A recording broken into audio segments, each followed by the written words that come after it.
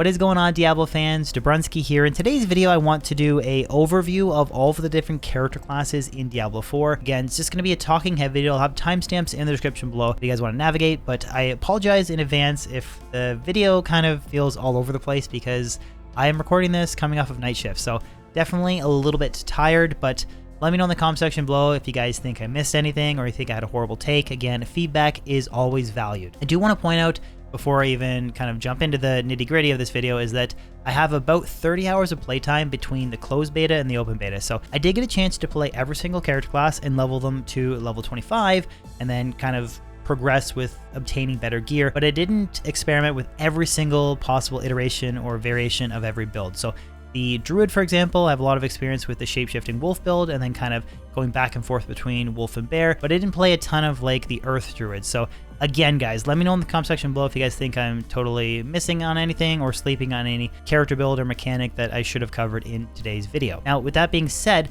I first want to jump into the good about the different character classes in Diablo 4. And the first major good point for me is that they all have a unique playstyle or unique feel. Again, comparing the Necromancer to the Rogue, to the Druid, to the Barbarian, they all feel different when you're playing them, and I think that's a good thing.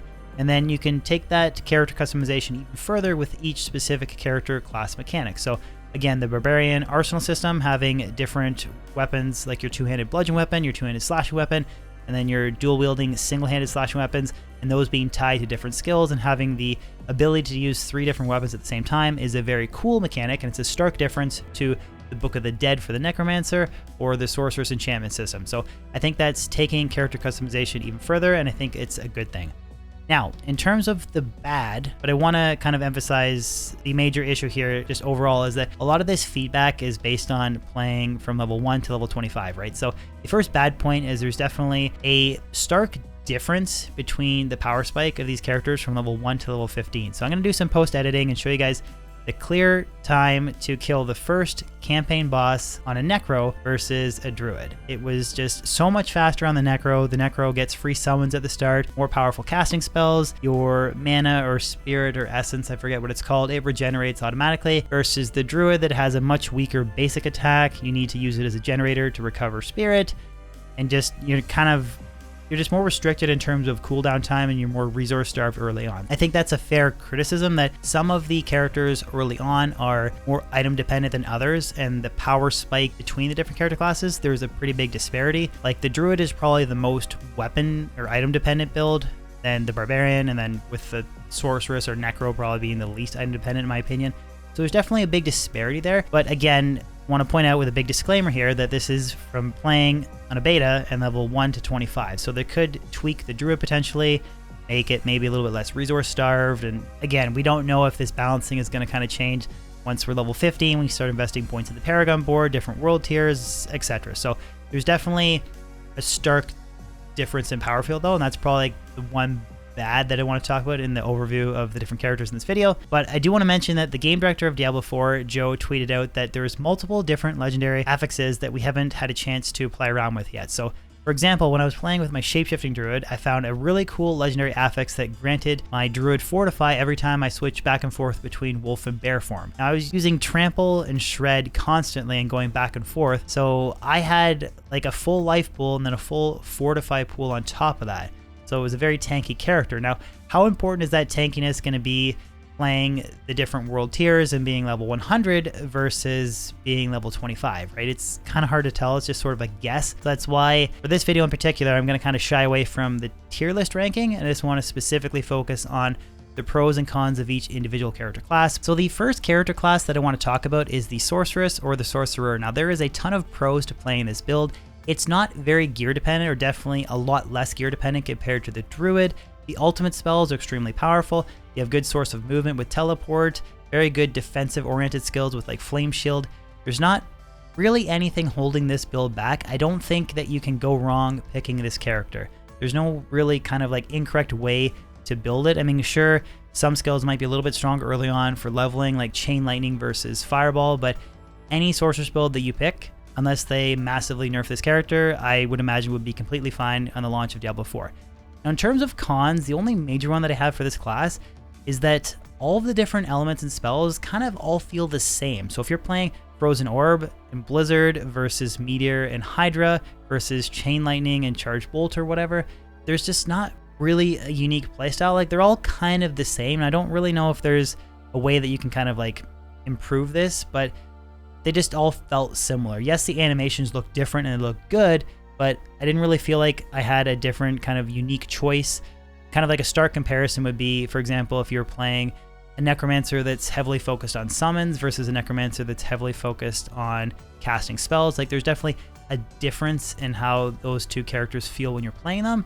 Sorceress, there really is no difference. It just all feels the same. But overall, this is a very powerful character class, and in my opinion, it's probably, at least from, again, level 1 to 25, the strongest of the 5 characters in Diablo 4. So the next character that I want to touch on is the Rogue. Now, I do admit, personally, I was not a big fan of this character, but I typically have never been a big fan of ranged characters, period, in ARPGs, but you can alternate back and forth between powerful close quarter melee combat or powerful ranged damage.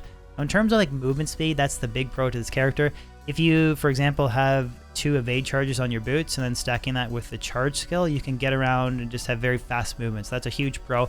Then again, if you want to attack from range, you have a lot of powerful different options. The ultimate spells for the Rogue were very powerful as well. Now, in terms of cons, I personally found playing on Veteran, leveling like up to 20, I felt like it was a weaker character class compared to the Sorceress. I was steamrolling with Chain Lightning versus using my ranged bow, and the leveling experience I don't think was the best. Now, a lot of people told me, and again, feel free to let me know in the comment section below if you guys want to kind of emphasize or reiterate this point, but ranged felt early on much weaker compared to melee, and I didn't get a chance to play around with a ton of the melee on the Rogue, so that might have been my own fault, but I definitely feel like leveling early on, it wasn't quite as powerful as the Sorceress. But again, playing with some friends once you had better gear, it was a very powerful character, tons of movement speed, and then again, just range damage. So overall, this is a great character class. I don't have a ton of experience on, but not really have too much to rag on it, other than I did feel like it was a little bit weaker compared to the Sorceress, at least in the early phases of leveling. So the Necromancer is the next character that I want to talk about, and this class was a ton of fun to play. The AoE damage on the Necromancer is just through the roof. Corpse Explosion is even more nutty in Diablo 4 than what it was in Diablo 2. It is a skill that has massive AoE damage that doesn't actually consume resources. And then to boot, you can modify it with different passive abilities to actually generate resources. So during some of those world events where you had endless waves of monsters, as soon as you got your first kill, you could just start chaining together massive corpse explosions and just completely blowing up the screen. The AoE damage and just initial early leveling damage of the Necro was very powerful. I would say that it either matched the Sorceress or maybe was a hair better. So that's definitely a huge pro to this build. And you also can tweak it depending on how you want to spec your Book of the Dead. You can have summons, or you can sacrifice the summons to make your character more tanky. Now, the only 2 cons that I found with this build, and it might have been kind of the focus of my build, but I did have trouble against bosses, or at least I would struggle a little bit against bosses because I was trying to find a way to like blow up minions when the boss would kind of hover over them, because I really was trying to focus on making a corpse explosion build. So I definitely did encounter some scenarios where generating corpses was a little bit rough, but there is ways around that by speccing different passives. Like, you can increase the chance of creating corpses off of a boss, or you can use the one skill, I think it's Devour, to create corpses. So there definitely is ways around it, but at least the way that I spec my build, it had phenomenal PVM clear speed, but bosses was a little bit weaker. But again, that just might have been how I chose to spec my build. But in terms of another con, the Necro suffers in terms of movement. You essentially really only have a single evade skill.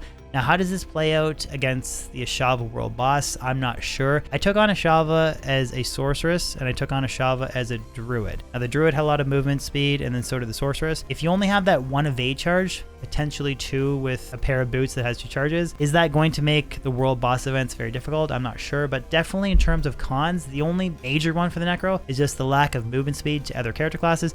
But I think you have to sort of have that con, because if you didn't, if you gave it insane movement speed with the AoE, it would just be way too broken. So I feel like it's a good kind of complement to some of the crazy AoE damage this build has. But this build was a ton of fun to play, and I highly recommend choosing it for the launch of Diablo 4. Now, I have to admit, I had a ton of fun playing the Barbarian in Diablo 4. If you guys have been following my channel for a while, if you've ever tuned into some of my Diablo 2 streams, you'll know that I hate playing melee in that game. The lack of AoE, constantly missing enemies, just not being able to stack Magic Find as effectively as you can on a caster. It's just a build choice that I don't like playing in that game.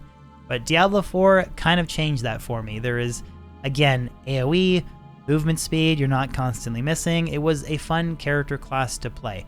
I definitely found that some of the criticism that I've seen other content creators mention about chasing down monsters, I do think that was a legitimate criticism, but depending on how you spec your Barbarian, you can kind of avoid that entirely just by using the basic skill Lunge. That skill allowed me, in combination with a Warcry and then passives to boost my movement speed, I was flying across the map and basically lunging from pack to pack to pack to build Fury, and then it would Whirlwind, use an ultimate, and then just rinse and repeat. And I found that combination to be very effective. Overall, I think this is a very powerful build for pros. Now, in terms of the arsenal system, I definitely think there's some interesting ways that you can customize this character even further. So depending on which two-handed bludgeon weapon, which two-handed slashing weapon, and then single-handed slashing weapons you use in combination with different skills, there's a lot of different build choice there, which I think is a big pro. Now, in terms of cons, I think, again, with the early leveling experience of the beta, it's more item dependent than some of the other character classes. Is it as item dependent as the Druid?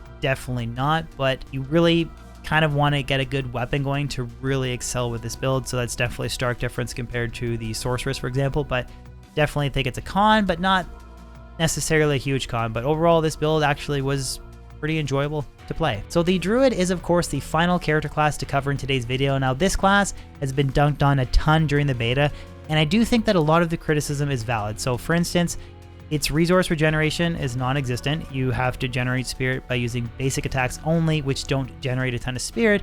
You don't passively recover that spirit like the Sorceress. Your skills are largely tied to massive cooldowns, and then a lot of the skills that use spirit, they're very resource intensive. So you'll find yourself constantly stuck in this loop of using like 10 regenerator attacks to then expel 2 resource using skills, and then 10 generating attacks to 2 resource using skills, etc. So it just gets into this kind of, in my opinion, super repetitive resource-based kind of gameplay loop. There definitely is skills that you can use to alter this, like the Shapeshifting Druid, for example. I could toggle back and forth between Howl and Trample, and this would generate spirit passively for me. There was some legendary affixes that, as I successfully executed Shred attacks, which was my main attack, it would increase the amount of resources that it generated. So how much of this is just early gameplay that needs to be tweaked, and how much of it is we haven't had a chance to like invest enough skills or get our gear strong enough so that we can kind of like counteract some of the rough resource regeneration tied to the Druid?